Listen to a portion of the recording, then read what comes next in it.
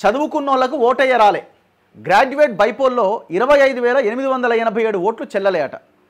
మొత్తం 3,33,000 అటు ఇటుగా ఓట్లేస్తే అందులో దగ్గర 25,877 మంది, అంటే ఆల్మోస్ట్ ఒక 8% ఓట్స్ అసలు చెల్లలేదట.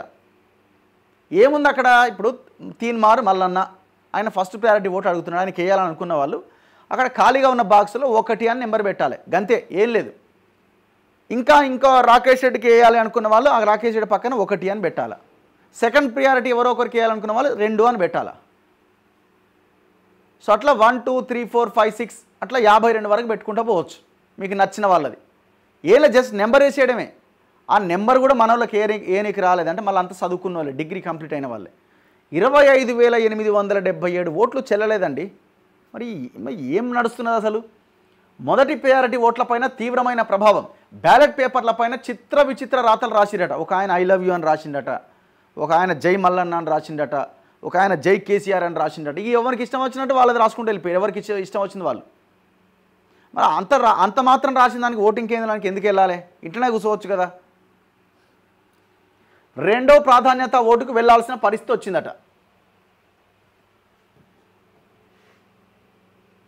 ఇగో మొదటి ప్రయారిటీ కౌంటింగ్ తర్వాత వచ్చిన ఓట్లు మల్లన్నకి ఎన్ని, రాకేష్ రెడ్డికి ఎన్ని అనేది పక్కన పెడితే, ఇగో వాళ్ళంతా డిగ్రీ పీజీ చదువుకున్న వాళ్ళు, పీజీలు కూడా చేసిరు, కానీ గ్రాడ్యుయేట్ ఉప ఎన్నికలో ఓట్లు వేయడంలో ఫెయిల్ అయ్యారు.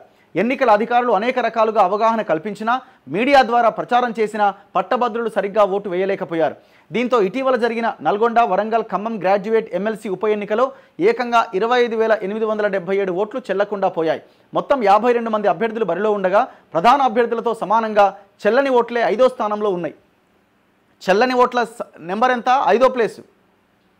ఫలితంగా ప్రధాన అభ్యర్థులకు ఫస్ట్ ప్రయారిటీ ఓట్ల ద్వారా గెలుపు అవకాశాలు దూరమయ్యాయి.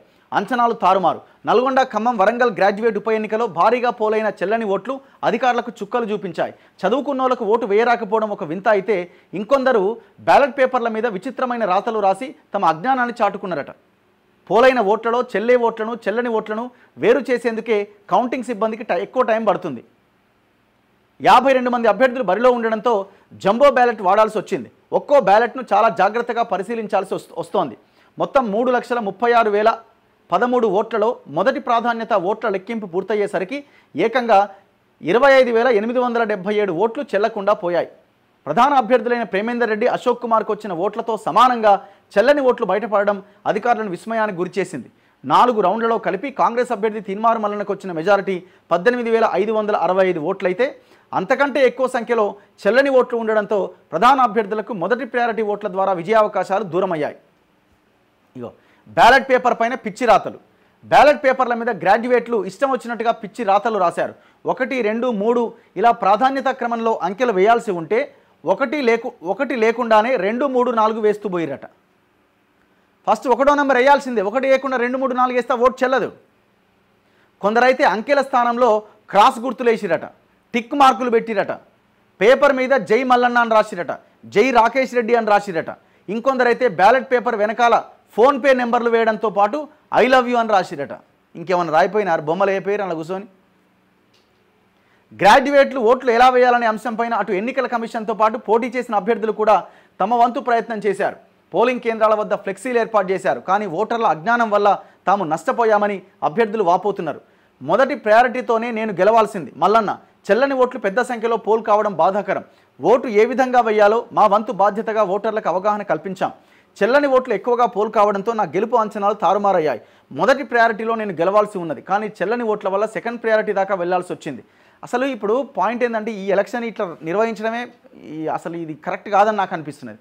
ఏంటంటే 900 మంది సిబ్బంది మొన్న నిన్న ఇవాళ ఎంత ఖర్చు, ఎంత టైం వేస్ట్, ఎంత వ్యవహారం ఇది. సింపుల్గా ఏదో ఒక్క రోజులో తేలేటట్టుగా ఎలక్షన్ ఉండాలి, కానీ మళ్ళీ దీనివల్ల ఏమైనా ఉపయోగమా? ఇప్పుడు దీనివల్ల ఏమైనా పెద్దగా ఏదో జరిగిపోయే అవకాశం ఏమైనా ఉందా? పెద్ద ప్రహసనం ఇది, పెద్ద ప్రహసనం. సో దీంట్లో మార్పు రావాల్సిన అవసరం అయితే కనిపిస్తూ ఉన్నది. సో మొత్తానికైతే ఇట్లా చదువుకున్న వాళ్ళు ఓటేయలేదట. మనం ఏమైపోతున్నామో ఏందో అర్థం చేసుకోండి ఇక.